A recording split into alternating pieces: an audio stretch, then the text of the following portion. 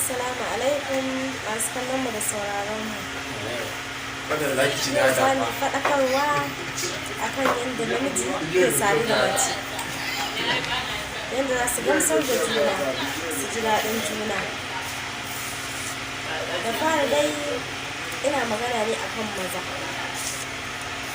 saboda akwai wasu mazan da idan suka zo, ko in ce akwai namijin da idan ya zo saduwa da mace to baya sanin ta hanyar da zai bi ya tayar mata da sha'awa, sai dai afka mata.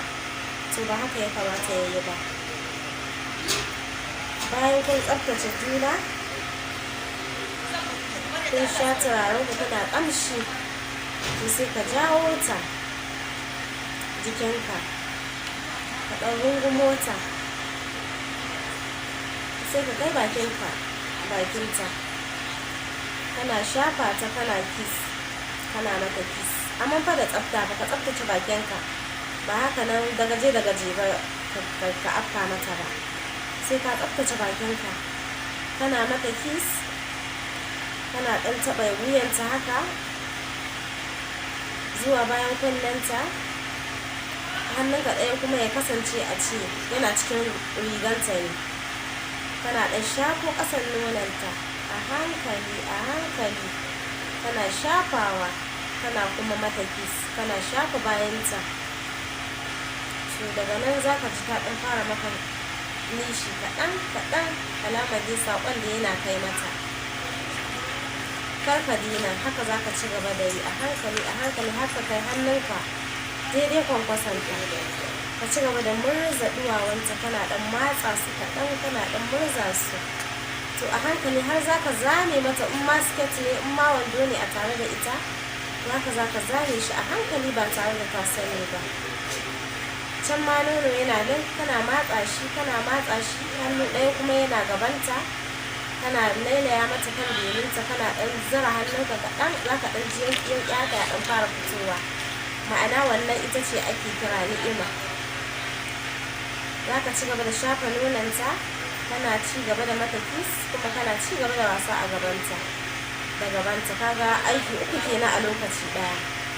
To ita ma rigar kana iya zame ta a hankali, idan mai zuciya ka ga ɗinta baya, kawai ka cire ta.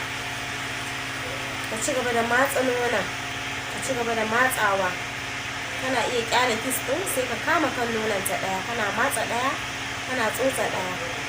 To a hankali za ka ji fa ta canza salo, tana maka nishi, tana maka nishi, tana maka nishi.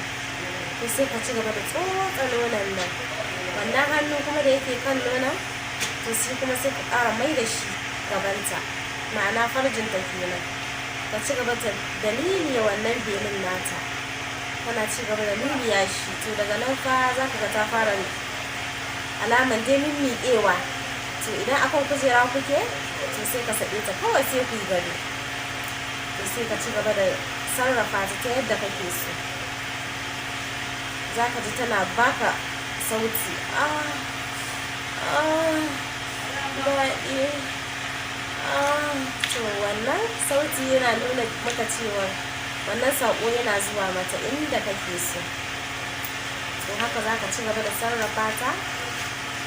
Idan mai tsotso ne, za ka iya tsotsa mata gabanta, za ka iya ƙyale wannan tsotson nonon, sai ka ɗaura hannunka ɗaya akan nononta, ɗaya kuma za ka iya buɗe cinyanta da shi, sai ka kafa kanka, kana ɗan lasawa, kana ɗan zagaya harshenka akan gaban